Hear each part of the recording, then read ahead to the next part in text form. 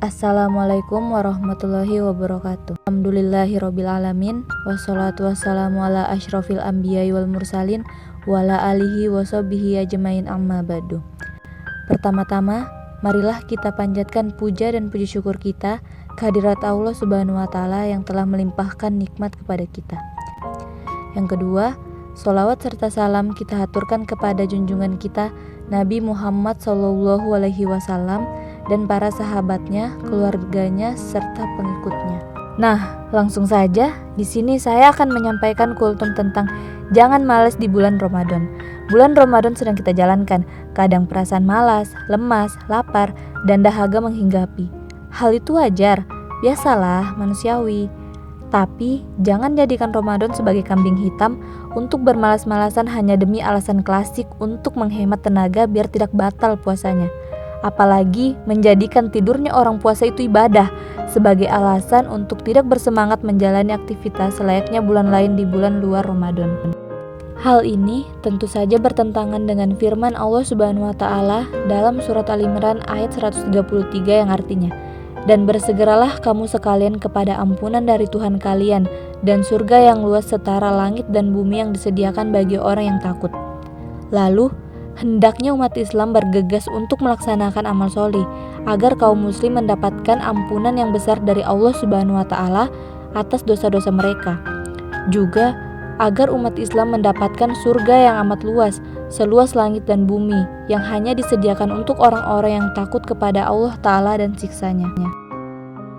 Kata kunci yang dapat diambil yaitu bersegeralah kamu sekalian. Bersegera adalah kata perintah yang pasti, mengandung makna untuk tetap semangat, tetap optimis. Apalagi yang artinya ampunan, sebagai kata yang selalu disematkan pada bulan Ramadan, bulan yang identik dengan momen yang tepat untuk mendapatkan ampunan dari Allah Subhanahu wa taala. Selain ampunan, Allah Subhanahu wa taala juga menyebutkan dalam firman-Nya yaitu surga, sebagaimana diketahui bahwa semua amalan ibadah umat manusia seperti sholat, zakat, infak, ataupun sodaqoh adalah untuk kepentingan manusia sendiri. Sedangkan puasa adalah untuk Allah Azza wa Jalla semata. Dan Zat yang Maha Esa tersebut akan menggantinya dengan janji surga kelak di akhirat.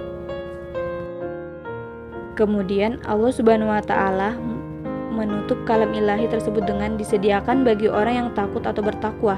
Hal ini tentu saja selaras dengan tujuan utama untuk orang berpuasa di bulan Ramadan sebagaimana telah diketahui bersama bahwa di surat Al-Baqarah ayat 183 Allah Ta'ala mengakhirinya dengan frasa la'allakum tattaqun, supaya kamu sekalian bertakwa. Derajat mutakin itulah terminal akhir umat Islam dalam menjalani ibadah puasa di bulan Ramadan. Beberapa fakta sejarah menyatakan bahwa umat Islam di masa lampau sangat semangat dalam menjalani ibadah di bulan suci Ramadan. Tidak ada sedikit pun perasaan malas yang menghantui dalam menjalani rutinitas penuh makna positif ini. Salah satunya adalah peristiwa agresi militer Belanda I yang terjadi tanggal 21 Juli 1947 Masehi. Saat itu umat Islam Indonesia sedang menjalani ibadah puasa di hari ketiga bulan Ramadan tahun 1366 Hijriah.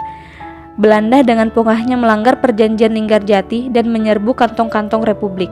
Pejuang Indonesia yang rata-rata muslim sama sekali tidak gentar menghadapi musuh, padahal kondisi mereka sedang berpuasa.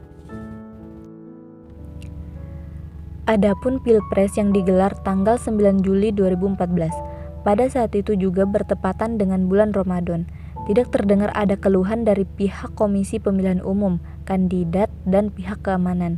Mereka justru menganggap penyelenggaraan Pilpres di bulan Ramadan sebagai berkah tersendiri, supaya pemimpin selanjutnya memang benar-benar pilihan rakyat. Jadi, disimpulkan, maka hendaknya bulan Ramadan tidak dijadikan waktu untuk bermalasan, karena sejumlah bukti di masa lampau menyatakan bahwa beberapa momen penting terjadi di bulan suci ini. Mereka yang menjalani tetap semangat dalam beraktivitas. Demikian yang dapat saya sampaikan, semoga bermanfaat bagi kita semua. Lebih dan kurangnya mohon dimaafkan, yang benar datang dari Allah Subhanahu wa taala dan yang salah, khilaf atau keliru itu datangnya dari saya pribadi. Sekian dari saya. Wassalamualaikum warahmatullahi wabarakatuh.